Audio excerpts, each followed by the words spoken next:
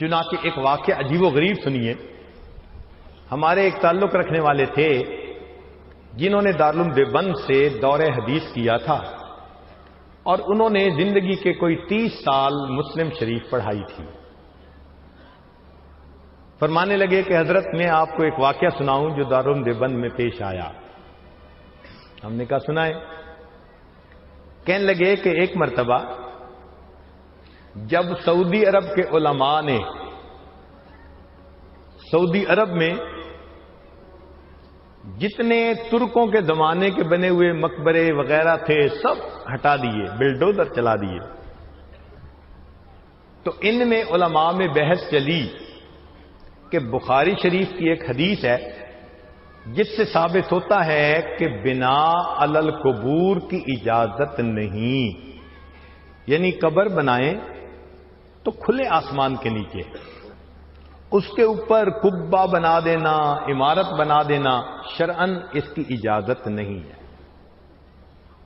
تو جب انہوں نے جنت بقیع میں جو ترکوں نے قبے بنا دیے تھے سب ہٹا دیے، تو انہوں نے کہا جی کہ گنبد خضرا کے بارے میں کیا؟ تو جو حاکم تھے نا وہ سمجھدار تھے، انہوں نے کہا دیکھو یہ ذرا ٹچی معاملہ ہے، امت اس معاملے میں بہت حساس ہے، تم پہلے ملکوں میں جاؤ اور وہاں کے علماء سے بات چیت کر کے ان کو اپنا ہم نوا بناؤ، اگر علماء تمہارے ساتھ ہو گئے تو پھر ہم اگلی بات سوچیں گے. لہذا انہوں نے ایک وفد بھیجا دارالعلوم دیوبند میں.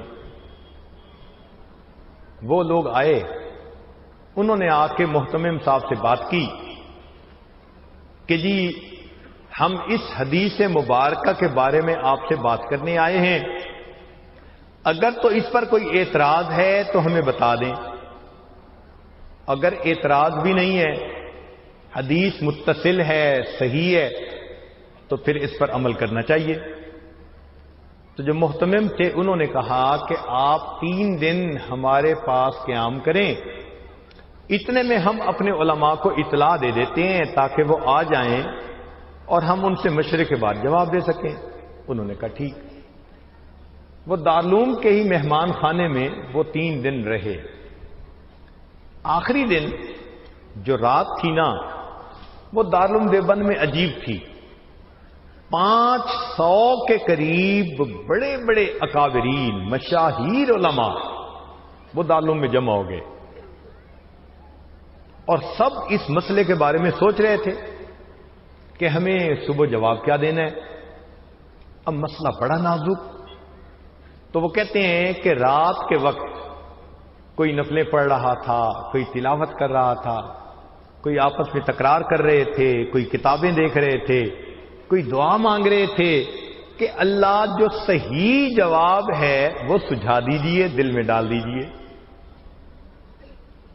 اگلے دن عصر کے بعد 500 علماء مسجد میں اکٹھے ہوئے تو وفد کے جو عرب تھے عالم وہ کھڑے ہوئے اور انہوں نے کھڑے ہو کر یہ بیان کیا کہ بخاری شریف کی اس حدیث پاک سے پتہ چلتا ہے کہ بنا علی القبور کی اجازت نہیں.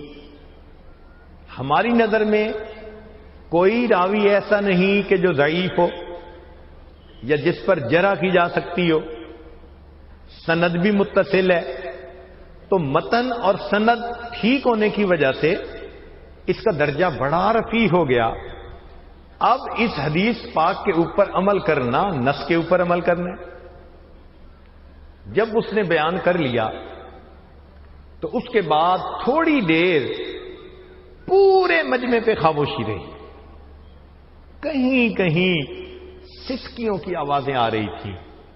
کچھ علماء تھے جن کی آنکھوں میں آنسو تھے اور وہ اللہ کے سامنے گڑ گڑا رہے تھے. اللہ اتنی بڑی ذمہ داری ہے، ایسے موقع پہ صحیح جواب دل میں ڈال دیجئے. مگر سب حیران تھے کہ جواب کیا دیا جائے گا. حضرت اقدس ثانوی رحمۃ اللہ علیہ بھی تھے، کھڑے ہوئے اور کھڑے ہو کر فرمایا الحمدللہ اللہ نے اس مسئلے میں میرا شرح صدر فرما دیا ہے. اللہ نے اس مسئلے میں میرا شرح صدر فرما دیا ہے. تو عرب علماء نے پوچھا جی کیا شرح صدر؟ تو حضرت نے فرمایا کہ شرح صدر یہ ہے کہ جو حدیث مبارکہ آپ لوگوں نے بتائی وہ سند کے اعتبار سے بھی ٹھیک، متن کے حساب سے بھی ٹھیک، واقعی اس کا مضمون 100% ٹھیک ہے۔ تو وہ کہنے لگا کہ اس کا مطلب یہ کہ پھر ہم گنبد خضرا کو گرا سکتے ہیں؟ حضرت نے فرمایا نہیں، یہی تو اللہ نے شرح صدر میرا کر دیا، حدیث بھی ٹھیک ہے مگر آپ لوگ گنبد خضرا کو بھی نہیں گرا سکتے۔ ان کا کیوں؟ فرمایا اس لیے کہ حدیث پاک میں بنا علی القبور سے منع کیا گیا ہے، مگر گنبد خضرا کا معاملہ اور یہ حجرہ عائشہ صدیقہ پہلے تھا، قبر مبارک بعد میں بنائی گئی، اس لیے یہ بنا علی القبور میں داخل نہیں، کوئی گنبد خضرا کو نہیں ہٹا سکتا۔ آج بھی گنبد خضرا اپنی جگہ پر موجود ہے، علماء دیوبند کی علمی عظمت کی دلیل بنا ہوا ہے۔ ہمارے اکابر کو اللہ رب العزت نے یہ علم کی گہرائی دی تھی ان کے تقوی کی وجہ سے۔ ہم بھی اگر گناہوں کو چھوڑیں اور نیکوکاری کی زندگی اختیار کریں تو اللہ رب العزت ہمیں بھی علم میں پختگی اور عمق عطا فرما سکتے ہیں۔